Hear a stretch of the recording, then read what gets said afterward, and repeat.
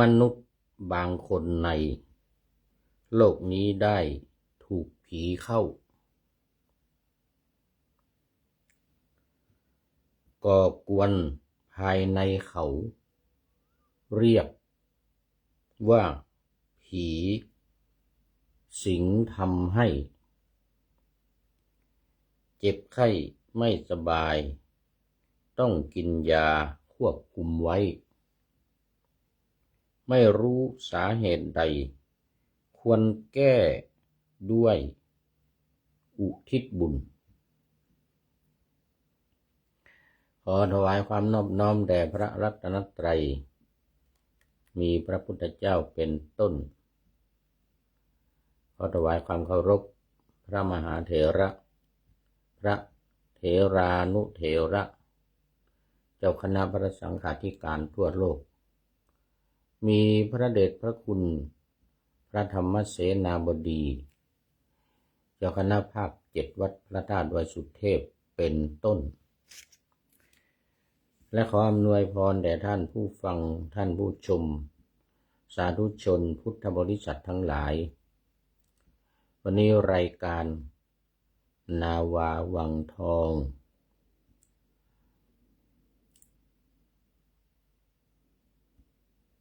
ของวัดพระธาตุดอยสุเทพออกอากาศทางวิทยุพระพุทธศาสนาแห่งชาติและจริยธรรมวัดพระธาตุดอยสุเทพมีพ่อครูวรรลบนามวงพรหมเป็นผู้อำนวยการ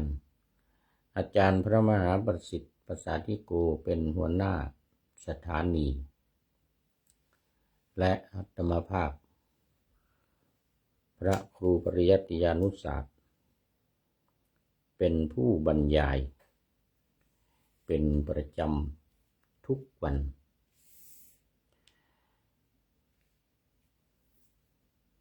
เวลา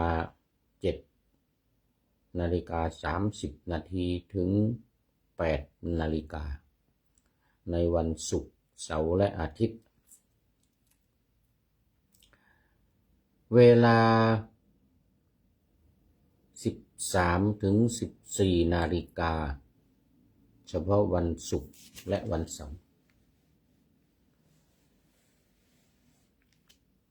และสถานีวิทยุเพื่อการศึกษาพระพุทธศาสนาและวัฒนธรรมวัดฝายหินตำบลสุเทพอำเภอเมืองเชียงใหม่มีท่านพระครูสมุวิสุวัฒน์วรกิจโจเป็นผู้อำนวยการนำออกอากาศเวลา17 ถึง 18 นาฬิกาของวันพุธเวลา14 ถึง 15 นาฬิกาวันศุกร์และวันเสาร์และเวลา15 ถึง 16 นาฬิกาวันอาทิตย์4 วัน 4 เวลา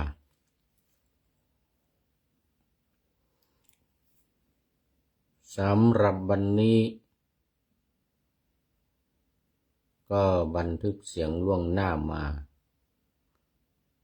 จากโรงแรม BU เมืองทานลินซึ่งเป็นเมืองหลวงของประเทศเอสโตเนีย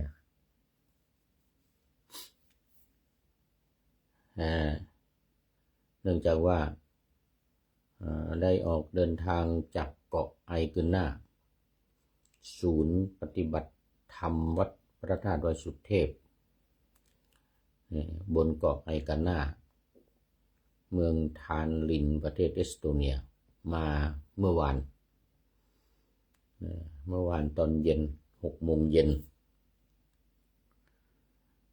แล้วเดี๋ยววันนี้7 นาฬิกานี่จะเดินทางไปเยือนประเทศลัตเวียซึ่งอยู่ใกล้ๆเอสโตเนียนี่แหละนั่งรถประจำทางไปประมาณ3 ชั่วโมงก็ถึงแล้ว ทีนี้กลับมาพอกลับมาแล้ววันอาทิตย์วันจันทร์ก็จะเดินทางไปประเทศฟินแลนด์อีกไปประเทศฟินแลนด์กลับนู่นวันศุกร์กลับวันศุกร์นะสำหรับตอนนี้ก็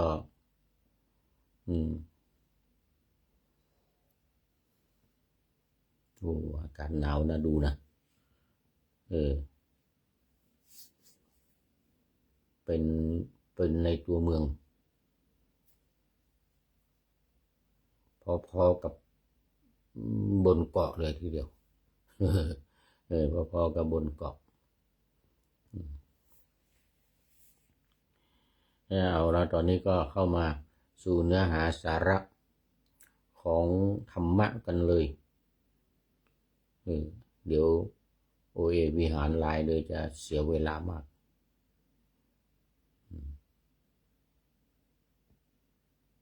พอจบรายการนี้แล้วก็จะได้เอาเข้าพักผ่อนหลับนอน ตอนนี้ก็ดึกพอสมควรแล้วนี่ตอนนี้ที่นี่เดี๋ยวก่อนที่นี่กี่โมงแล้วนี่โอ้ตี 3แล้วนี่ตี 3แล้วเนื่องจากว่าคลุกคลักหน่อยเปลี่ยนสถานที่ แล้วก็ไม่ได้เอาคอมมาเมื่อกี้บันทึกไปรายการหนึ่งรายการธรรมทัศน์ปรากฏว่าเป็นเฟซบุ๊กไลฟ์ของวัดพระธาตุดอยสุเทพเยอรมนีก็ได้มาหาส่งไปให้โอ้โหกว่าจะได้มากว่าจะมาเจอ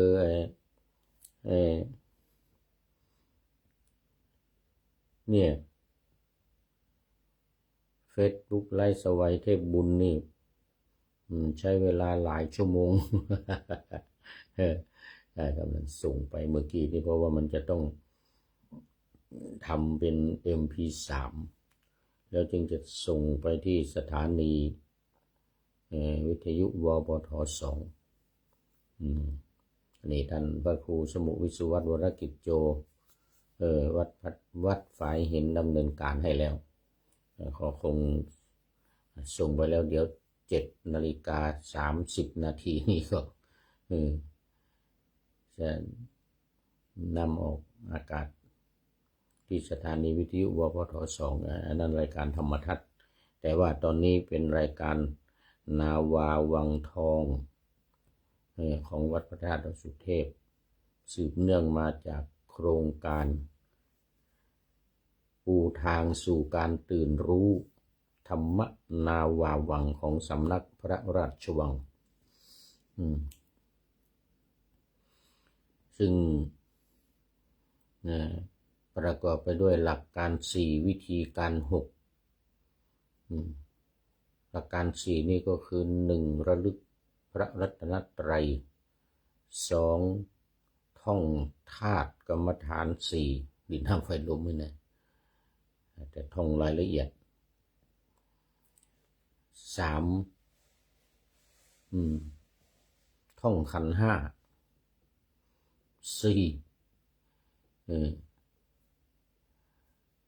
กำหนดขันธ์5ลงในอริยสัจ4นี่เป็นหลักการ4อย่างหลักการใหญ่ของสำนักพระราชวังของโครงการปูทางสู่ธรรมนาวาวัง หรือโครงการปูทางสู่การตื่นรู้นะ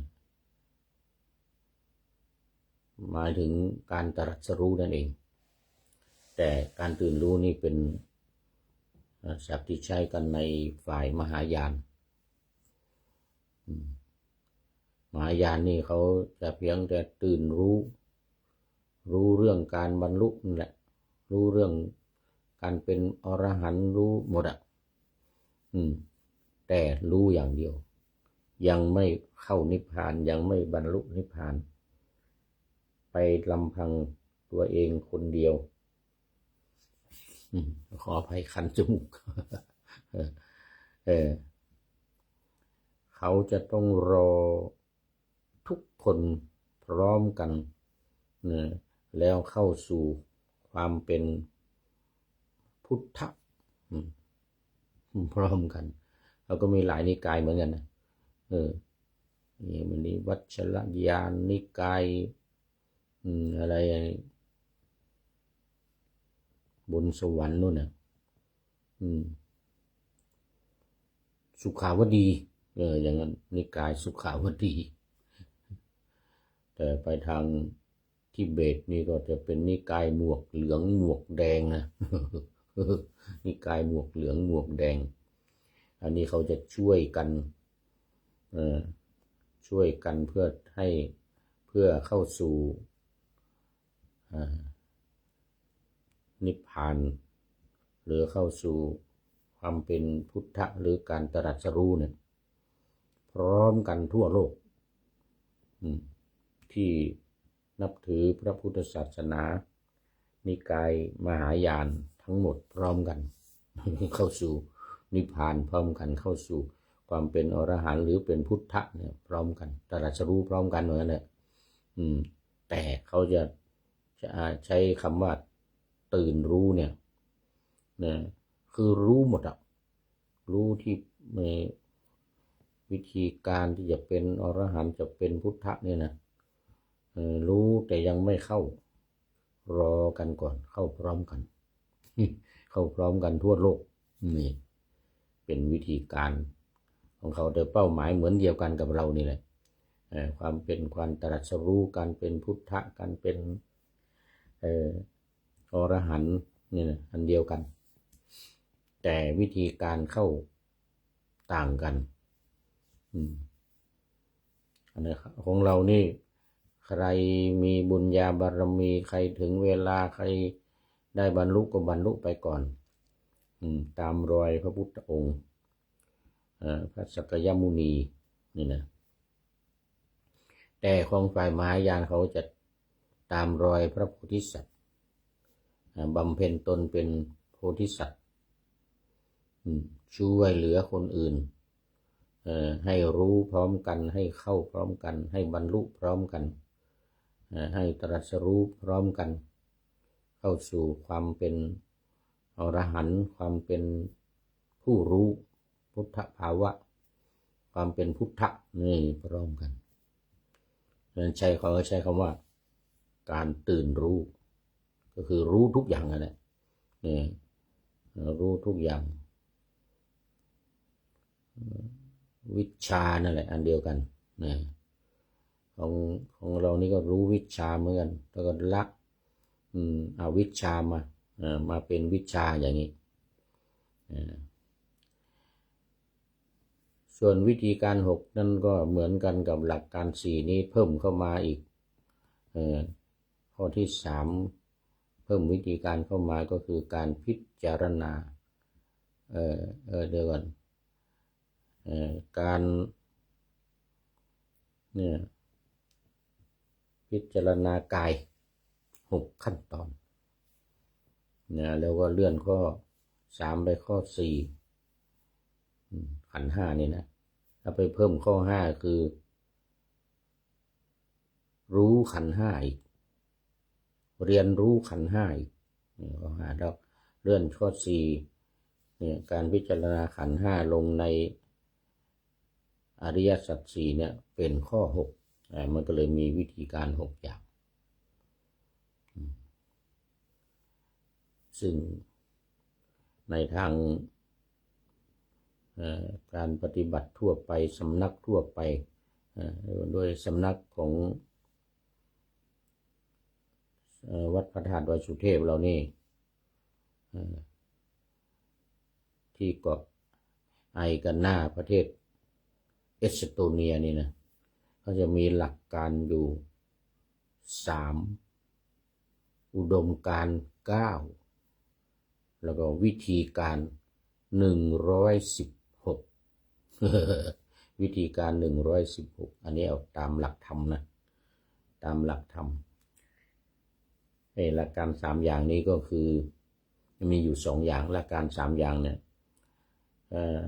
1ศีลสมาธิปัญญาซึ่งอยู่ในมรรคในองค์8ก็คือปัญญาศีลสมาธิเอาปัญญาขึ้นก่อนในมรรค8นะก็คือสัมมาทิฏฐิสัมมาสังกัปปะแล้วก็ศีลก็คือสัมมาวาจาสัมมากัมมันโตสัมมาอาชีโว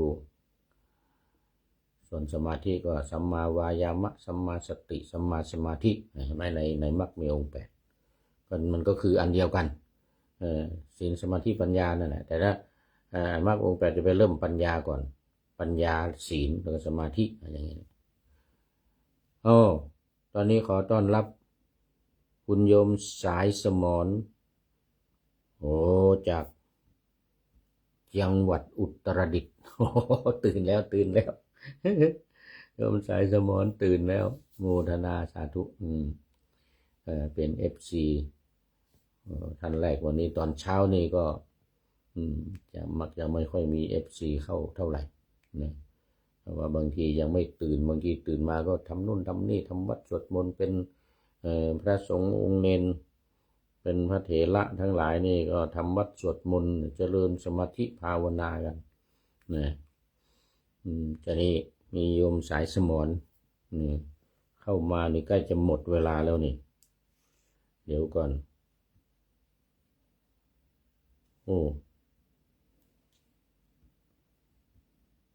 ยังยังไม่หมดเวลานะพูดถึง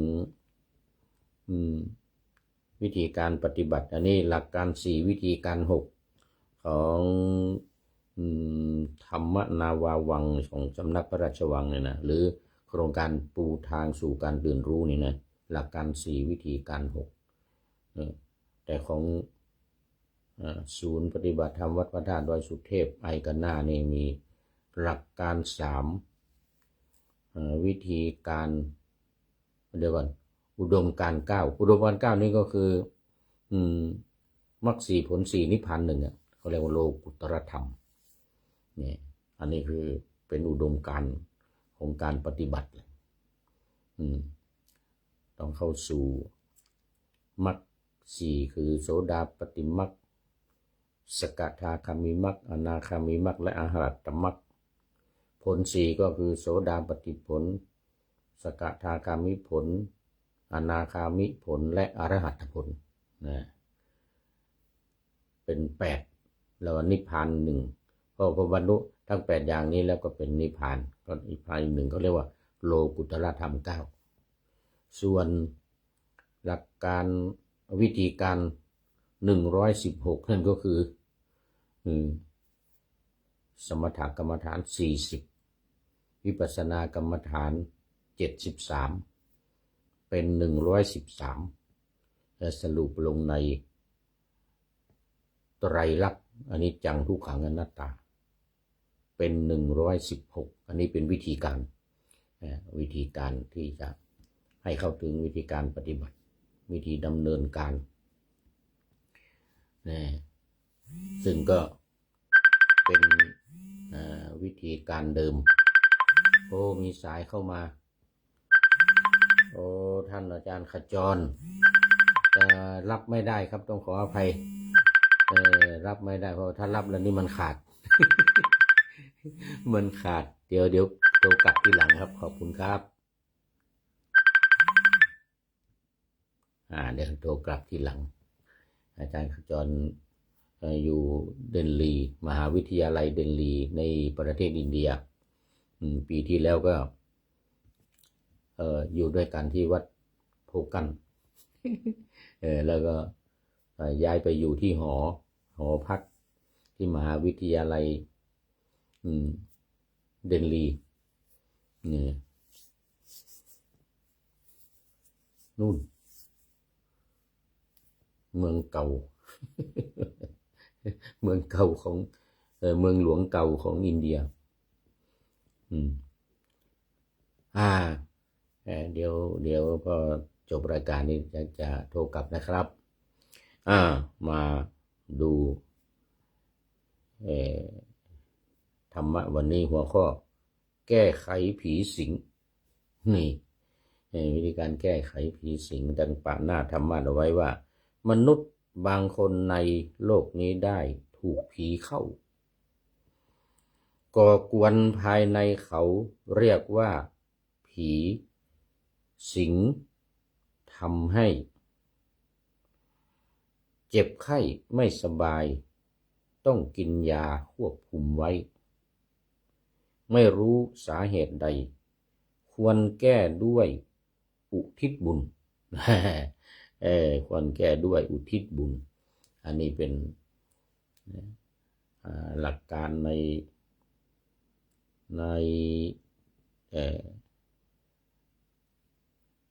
นาวาวังทองรายการนาวาวังทองหรือธรรมะนาวาวังหรือโครงการปูทางสู่การตื่นรู้ซึ่งเดิมจากสำนักศึกษาธรรมโดยธรรมนาวาจังหวัดเชียงราย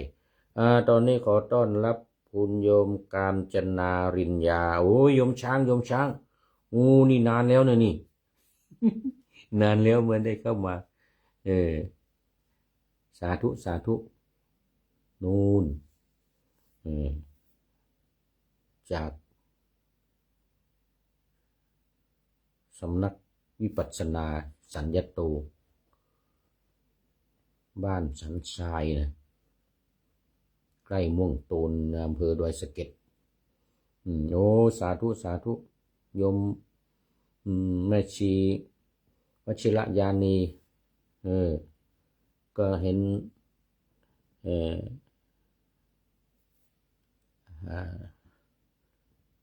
ตอบเฟซตอบไลน์มาอยู่โมทนา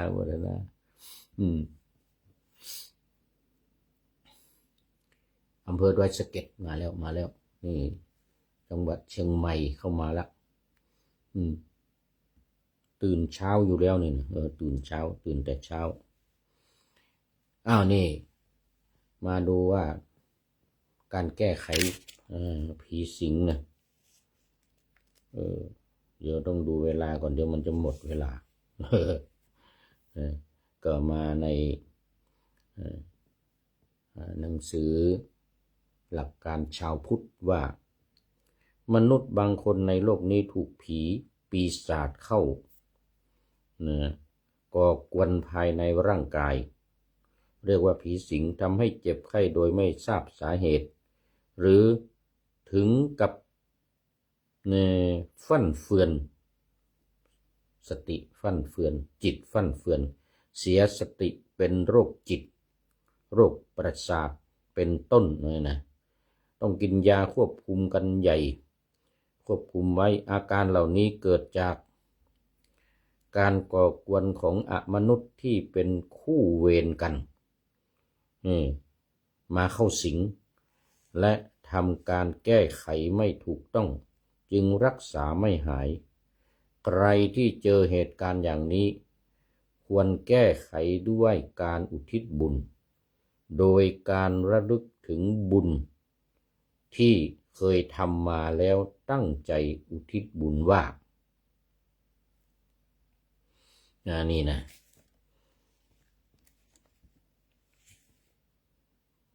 ข้าพเจ้าขออธิษฐานถึงบุญที่ข้าพเจ้าได้กระทำมาทั้งหมดให้ถึงแก่มนุษย์ผีปีศาจที่ก่อกวนและเบียดเบียนข้าพเจ้า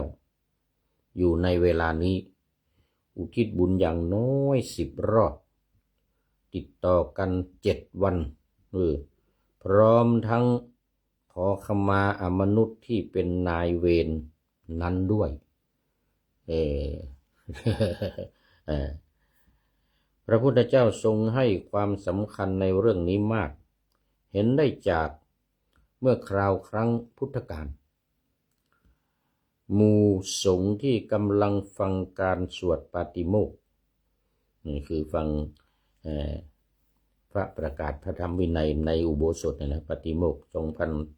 2,227ก็หากมีพระภิกษุรูปใดที่ถูกผีสิงอยู่ในขณะนั้นพระภิกษุที่สวดประกาศ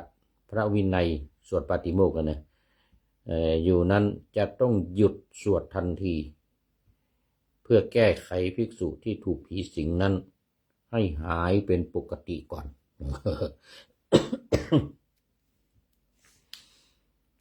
แต่ว่ายังไม่ทันหายเลยแก้ไขแต่ยังไม่ทันหาย โยมช้างนี่แก้ไขยังไม่ทันหายแต่หมดเวลาวันนี้โอ้หมดเวลาเสียแล้วรายการวันนี้ดำเนินมาก่อนที่จะมาเข้ารายการนี่นะ ดังที่เล่าให้ฟังดังนั้นก็จึงหมดเวลาตอนนี้เอาไว้มันต่อไปเรื่องนี้ยังไม่จบเนี่ยขอนำนาวาวังทองไปก่อนแล้วจะย้อนมาใหม่ในวันหน้า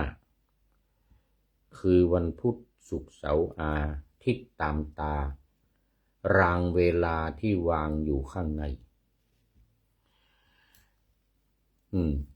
ขอเชิญท่านทั้งหลายนำไปท่องตามคุณของพระรัตนสามพุทโธเมนาโถธัมโมตามสังโฆเมนาโถยามภาวนาว่าบ่อยๆซ้ำๆจำในจิตจนมันติดในใจไม่หายหน้านอนนั่งยืนเดินจำทุกเวลาตั้งแต่ตื่นขึ้นมาถึงหลับไปขอทุกท่านได้ผลจากปฏิบัติได้กำจัดความทุกข์พบสุขใสพลันปลอดโปร่งโล่งสบายทั้งกายใจอยู่ที่ใดใจสงบพบนิพพานวันนี้พระเดชพระคุณหลวงพ่อสุทธิสงึมรำเป็นท่านสุดท้ายเข้ามาในรายการวันนี้หมดเวลาพอดีกราบขอบพระคุณเป็นอย่างยิ่งพร้อมด้วยหัวใจใสๆ Good Morning แล้วก็ Happy Birthday ขอบคุณมากครับพระเดชพระคุณหลวงพ่อนะและหลายๆท่านที่เข้ามาแล้วผ่านไปแล้วขอโมทนาเป็นอย่างยิ่งขอเจริญพร